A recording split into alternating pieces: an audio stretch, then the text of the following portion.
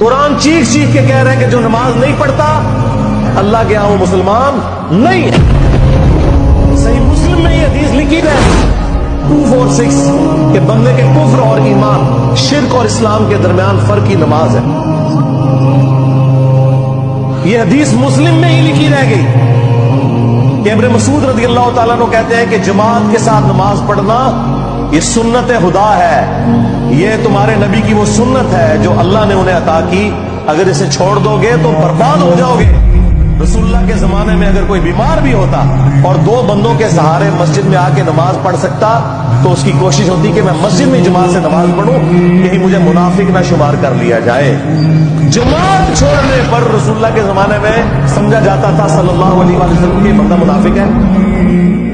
صحابہ کرام کو، اہل بیت کو کب معلوم تھا کہ ایسی امت بھی آنے والی ہے جو آپ سے بڑا عشق رسول ہونے کا دعویٰ کرے گی اور نماز ایک نہیں پڑھے گی؟